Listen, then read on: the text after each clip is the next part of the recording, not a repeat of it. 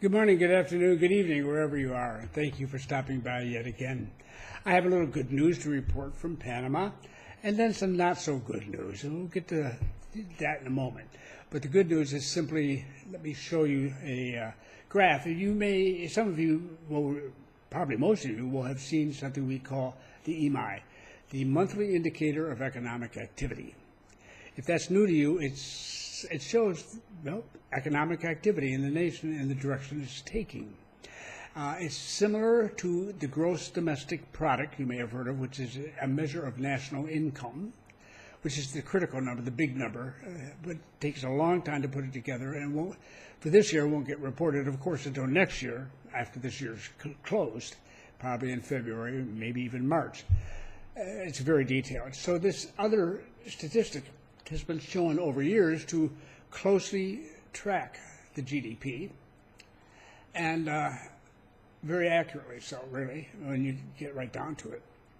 But it requires less information. It's selected information that can be put together fairly quickly in comparison to the GDP, which has to try to cover everything that goes on in the country. It's just not an easy task. So the IMAE is it, and let's take a look at it. I'm going to put it up here. There we go. Now, this is showing a period of 5 years. That's 2018, 19, 20, 21, and 22 up until September. Now, the pink dots are the monthly figures. Each month they report the economic activity. The blue line is called a running average. If you're not familiar with that, it's just a means of leveling these peaks and valleys by running an average over a period of time. So it gives you, it's what people look at. Any statistician, any analyst is going to look at that blue line because that shows the smooth value, the value over time, and the direction of the market, regardless of whether it goes up or down dramatically from one month to the next. A month is not long enough. So that's why a month-to-month reference is not particularly useful. As you can see, we took a terrific drop in 20. We rose a little bit there, not much in 20. Near the end of 2020, and as we approached 2021, we started to open up, but we're still way behind where we were in 2019. And then we began our progress up that hill. Now, all I'm going to say is this. In 2021, as we neared the end, people were saying we were going to get in the neighborhood of 5 or 6%, 7%, 7.5%, and so on, until the IMF came out and said much higher percent into double digits, and so did I, because I looked at the numbers. I said, there's no way it could be that low. It's got to be double digits. It's got to be over 10%. So I figured 14 to 16. It turned out to be a little, 15.8, so not bad. But everybody else was way low. I thought, that's amazing. So this year, 2022, if you look at that, at the line, I don't see any massive difference between it and last year's. It may be a little bit slower. Okay, it's expected to be because it's against a higher level from the prior year. I won't go into that in detail. It just gets complicated. So what's the situation this year? The situation this year, the World Bank forecast that we'd have 6.2%. An outfit called Focus Economics put together a group of experts, and their prediction was 7.1%. The IMF, which did brilliantly last year, said 7.5%. And most recently, last month, Fitch, which is one of the companies that provides the credit rating for nations and whether or not they're investment grade and so forth, and we remain investment grade, I can assure you, came out and predicted 9% for us this year. And I had been watching the stats all year long thinking, if this is going to be, 6 or 7%, it's going to have to start falling pretty quickly. Well, from that, as you can tell maybe from that graph, it isn't falling. It hasn't what it would show. It would show it flattening out, plateauing, or coming more toward in that direction, bending down, so to speak. Folks, it ain't happening. So I honestly, I've gone through the numbers recently here, and maybe I'm missing. No, I'm not missing anything. But the point is that I don't have the GDP for the third quarter. So there's some information I do lack, but it looks like last year all over again, and that we should be able to get double-digit growth this year, which would be way above what everybody else says we're going to get. The big boys up to 7.5, and now Fitch with 9, and still I'm sure not sure how Fitch comes up with 9. We only have 5 weeks left of this year, guys. But granted, these figures that we show here are only through the end of September. We don't have October, November yet. We'll get October's in a while and so on. I don't care. When push comes to shove, the key thing here is that if you're going to have a bad year, it shows up before you get around to November. It shows up before you get to the September statistics. You can see that things are slowing down, that things are plateauing. You don't have to wait for that. And I just don't see it at all, and it's pretty obvious. And so I'm thinking it's a very real possibility that we'll go over 10%, we'll go double digit, and what difference does it make? All the difference in the world, because humans are human. And when you exceed expectations, as we have done time after time after time through the first 2 decades of this century, you really get an excellent positive reputation. You keep beating the odds. You keep doing better than anybody suggests you're going to do. And that really helps a great deal. And in the future, it brings more business in. It further supports your investment grade quality of your rating, which is a big plus with business too. People often don't understand that when you have a good credit rating in a country, like we have, when it's investment grade, you will pay lower interest rates when you borrow money. But what they don't know is that corporations, for example, or anybody locally who borrows money internationally will also pay a lower rate if the country's investment grade. If, like our neighbors, it falls below investment grade pretty dramatically in some instances, then they pay more because they're operating in a country that is not investment grade itself. It hurts their ability to borrow, and they have to pay higher interest rates as well. So it gets pretty complicated. There's all sorts of ways of dealing with that they have of running around, but the best way to deal with it is to be in a country that has investment grade, and that's what we have. So we've got it still, and it looks like we're going to hold on to it for a while yet to come. So that's the good news. Now I mentioned bad news. I hate talking like that. So let me get rid of these charts I've got here. I'm going to pull a couple of things up, and I'll be right back. I'm back.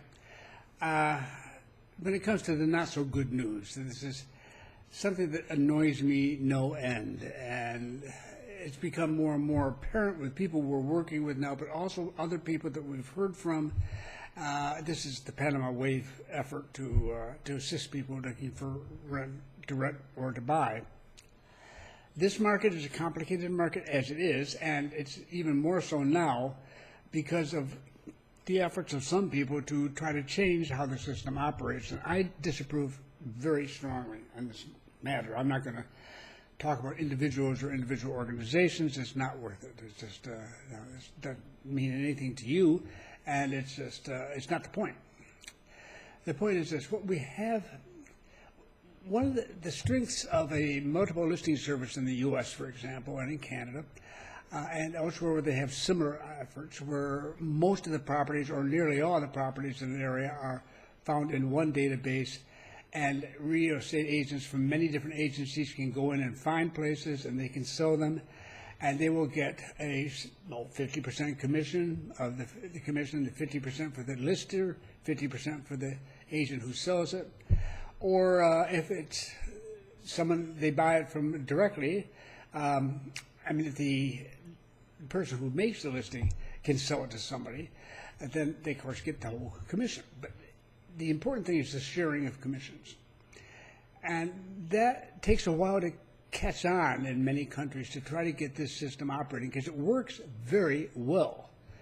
extremely well, and I don't see how you could possibly convince people not to do it this way up in the U.S. at least anymore. But the key is that outside, people want to feel that they control these properties and they have the exclusive right to market these properties. I can understand how that is important in some circumstances, but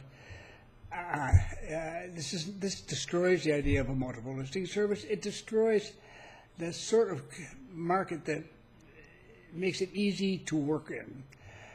It doesn't have to have anything to do with a multiple listing service. It's just the fact of the matter is that for years now, when an agent here would call up and say, I'd like to show a client your property, the arrangements would be made, and you'd do that, and if the client bought it, then or rented it, half that commission would go to the agent representing the property, and the other half to the person who represented the buyer.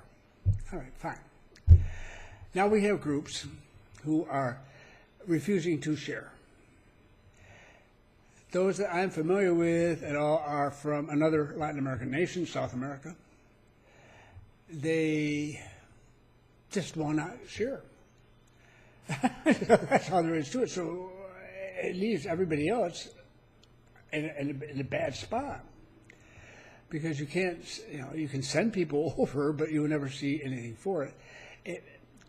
What distresses me is not that some agent somewhere loses a half of the commission that agent should have gotten. That's not the point. The point is it leaves you, the renter to be, or possible renter, or the potential buyer, unrepresented. I mean, you walk in there and you're talking to the owner and the owner's agent.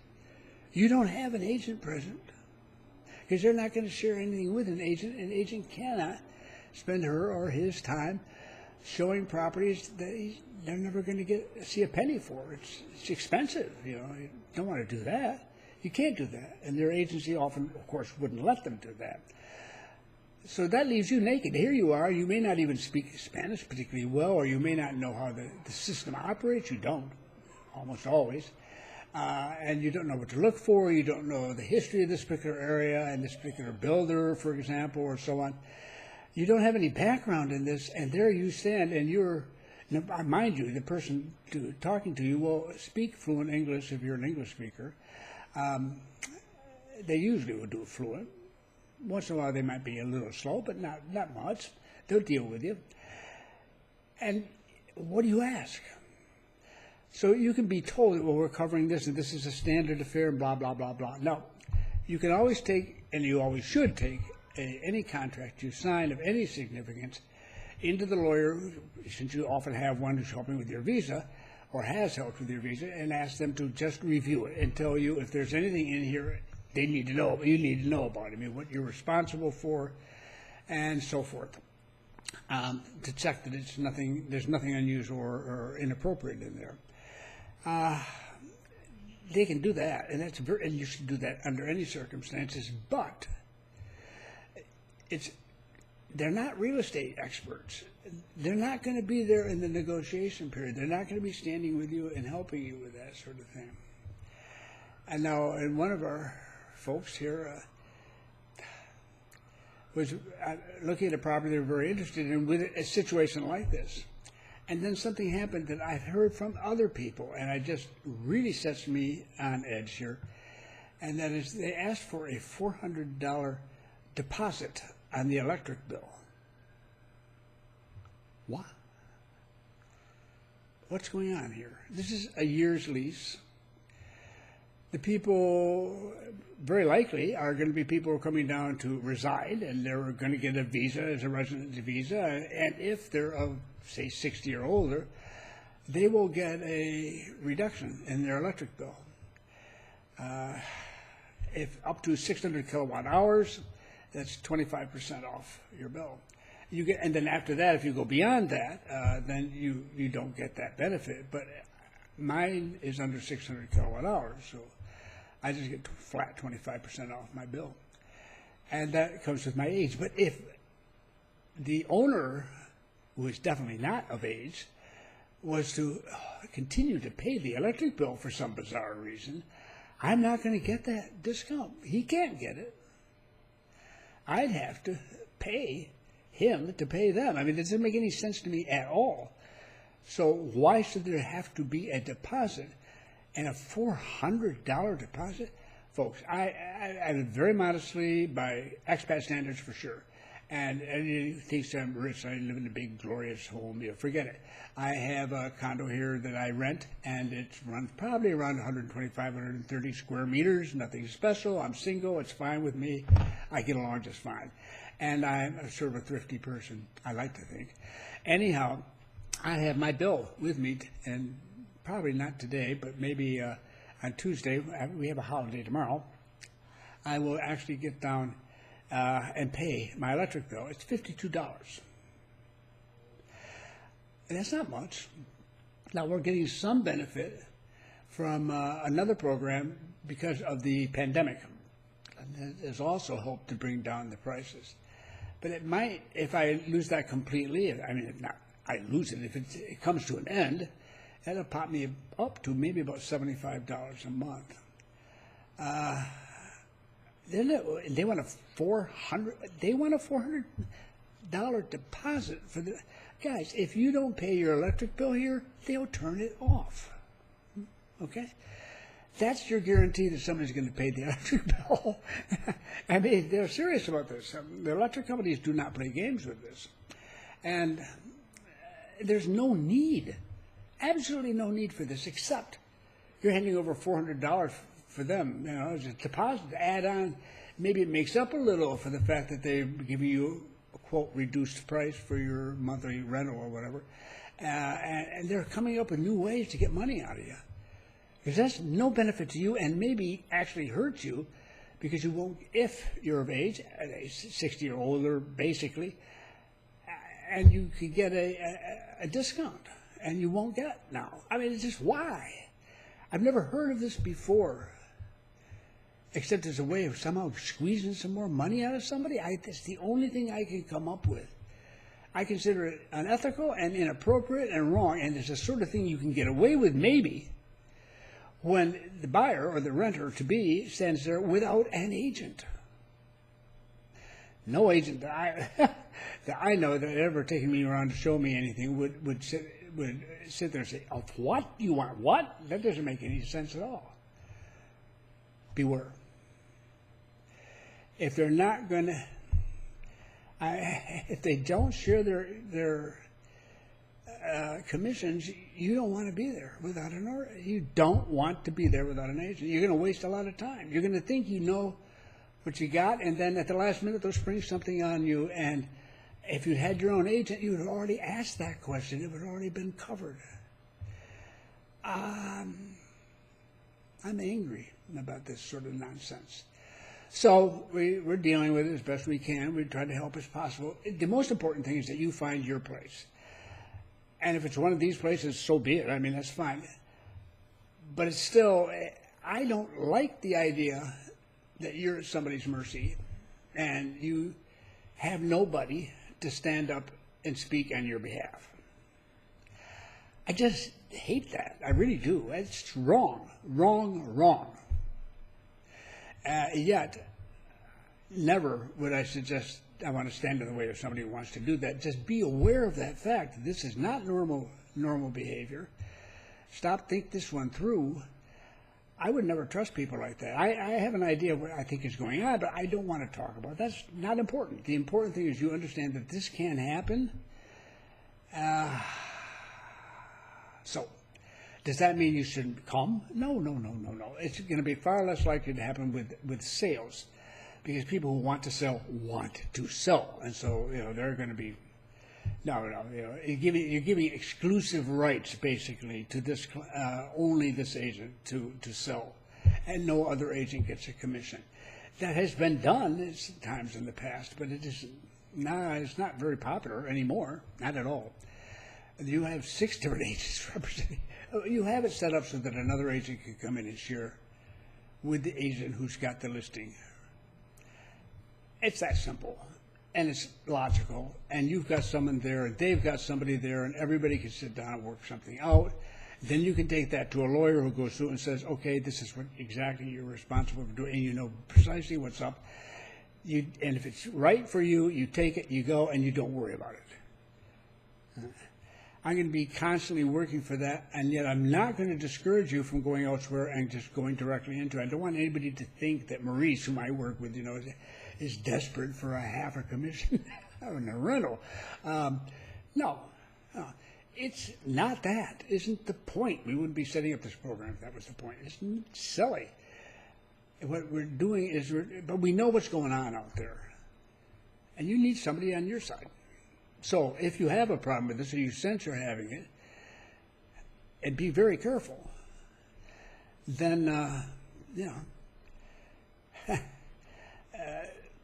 if we can help, we'll try to help you get around it. It's going to be tough because they have looked at specific areas that they expect people to be most interested in renting. They're targeted. They're organized. Ooh. Anyhow, just wanted to bring that to your attention. I don't want to seem terribly agitated because, as I say, it's predominantly rentals that's the problem here, to my knowledge, at this stage. And I would expect that to be the case. I would never buy a home without an agent coming with me. I mean, I don't think anybody really wants to do that. But a rental seems so much more innocent and less expensive and so forth. It can get messy, and it can be very aggravating and very annoying and upsetting and negative reaction to the whole country on the basis of somebody who does something like this. So I wanted to share some of the unpleasant news right along with the good news. Now, beyond that, we're continuing to work with our effort at PanamaWave.com and providing assistance. We're going to right on doing it. We are adaptable. We're moving with this situation. We're doing what we can with it. If we can't do anything, we can't. But there's a lot of properties here. And we'll be able to work one way or another with it, but it depends on you and where you want to be and so forth. And you're always the boss. But I just wanted you to know that's sort of an update on that one. That's it. Now, I've been collecting some other stuff here in between times. I'm going to share the next one, I hope and pray, will be on food. Because there's this myth that somehow or other you have to spend a fortune on food in a fancy supermarket here. I've shown a little bit of this in the past, but I'm going to introduce you to a different experience, and which is as good an experience as you're probably going to find anywhere in Panama when it comes to the variety and to a great extent the cost of purchase of food, and right here in the metropolitan market. So with that in mind, I thank you very much for dropping by, and I look forward to talking to you again soon.